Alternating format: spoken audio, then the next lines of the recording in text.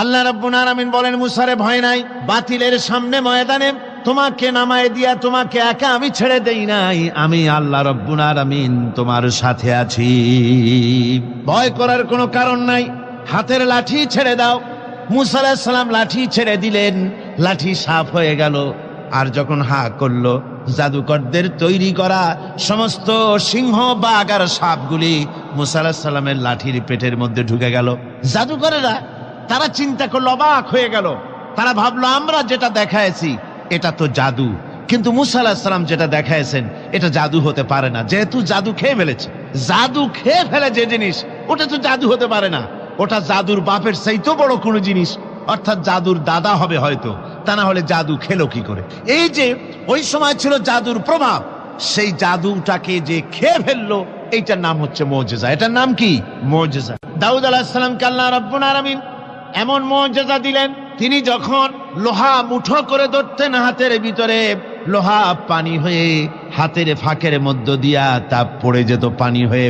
এভাবে মুজিজা তাকে দেওয়া হলো। সুলাইমান আলাইহিস সালামের মুজিজা ছিল তক্তার উপরে বসতেন, ইঞ্জিন লাগতো না, মেশিন লাগতো না, বিনা ইঞ্জিনে বিনা মেশিনে তক্তা হাওয়ার উপরে উড়ে সারা পৃথিবী ঘুরে আসতেন। ঈসা আলাইহিস সালামের মুজিজা ছিল জন্মদের চোখের উপরে হাত বুলিয়ে দিতেন, সঙ্গে সঙ্গে চোখ তার ভালো হয়ে যেত।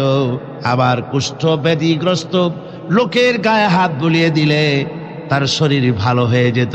এটা ছিল তার মুজিজা। রাসূল পাক সাল্লাল্লাহু আলাইহি ওয়াসাল্লামের সময় মুজিজা, তার সময় প্রভাব ছিল সাহিত্যের।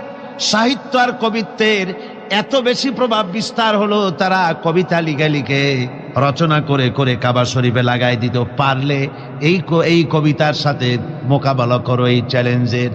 আল্লাহ রাব্বুল আলামিন সেই সময় কোরআনে কারীমকে অবতীর্ণ করে দিলেন। কোরআনে কারীম দুনিয়ার সমস্ত সাহিত্য আর কবিত্বের সমস্ত মানকে ছাড়িয়ে চলে গেছে এমন এক পর্যায়ে, কিয়ামত পর্যন্ত কোরআনের সাহিত্যের ভাবধারা এর মানকে উতরে যেতে পারবে এমন সাহিত্যের জন্ম আজও হয় নাই, ভবিষ্যতেও হবে না।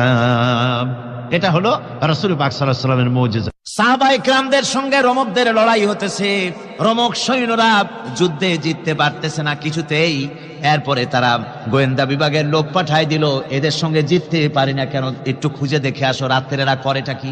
গোয়েন্দা বিভাগের লোক সারা রাত ঘুরে ঘুরে তারপরে এসে রিপোর্ট করলো। এরপরে এসে তাদের প্রধানের কাছে রিপোর্ট করলো, আমরা যার কাছে গিয়েছিলাম দেখে এলাম হুম বিল্লাইলি রাহবানুন ওয়া বিন্নাহারি ফুরসানুন, আমরা দেখে এলাম যাদেরকে দিনের বেলায় প্রচন্ড শক্তিশালী বীর যোদ্ধা রূপে যাকে যুদ্ধ করতে দেখেছি ময়দানে,